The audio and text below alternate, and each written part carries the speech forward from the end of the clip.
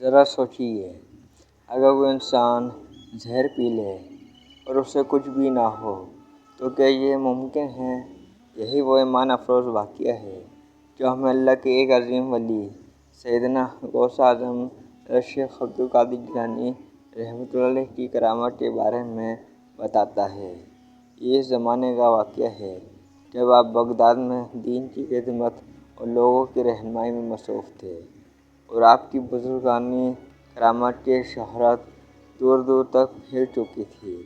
لوگ آپ کے پاس اپنے مشکلات کے حل اور روحانی سکون کے لیے آتے تھے، لیکن کچھ حسد کرنے والے ایسے بھی تھے جو آپ کی عظمت کو برداشت نہ کر سکے۔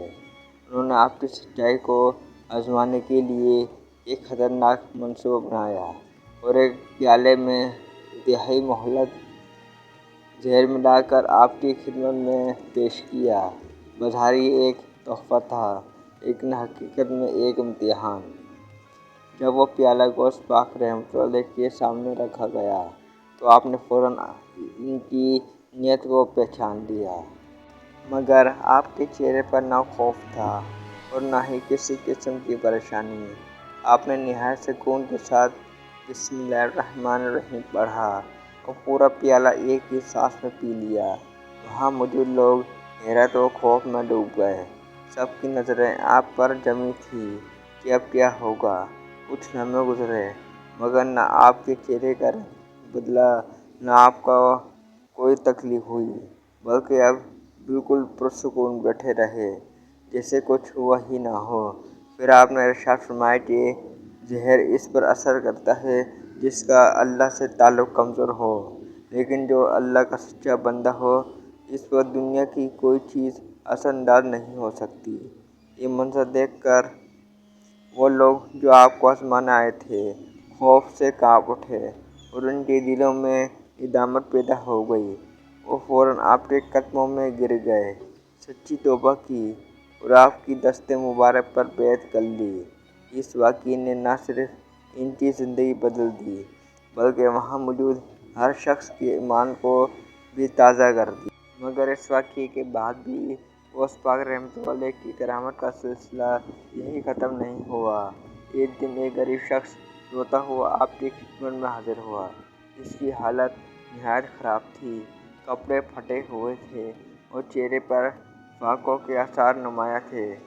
اس نے عرض کیا، حضور، میں کئی دنوں سے بھوکا ہوں، میرے گھر میں بچے بھی بھوک سے تڑپ رہے ہیں، میری کوئی مدد فرمائیں۔ غوث پاک رحمۃ اللہ علیہ نے شفقت بھری نظر سے اس کی طرف دیکھا اور فرمایا، صبر کرو، اللہ تمہاری مدد فرمائے گا۔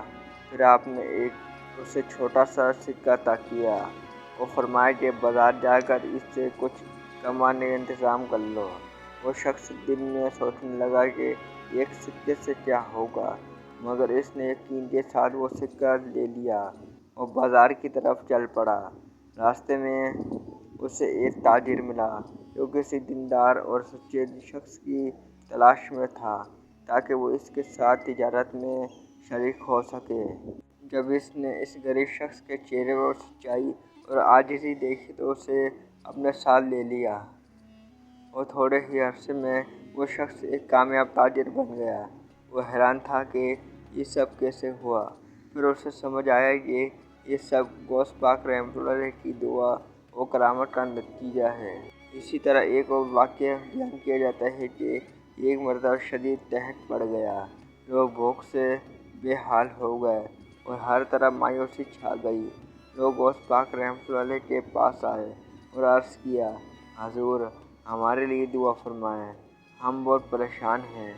آپ نے سب کو جمع کیا، اللہ کے حضور دعا کے لیے ہاتھ اٹھائے اور نہایت عاجزی سے دعا کی۔ ابھی کچھ ہی وقت گزرا تھا کہ آسمان پر بادل چھا گئے اور موسلادھار بارش شروع ہو گئی۔ خشک زمین سیراب ہو گئی اور لوگوں کی جان میں جان آ گئی۔ سب لوگ خوشی سے جھوم اٹھے اور اللہ کا شکر ادا کرنے لگے۔ سبحان اللہ۔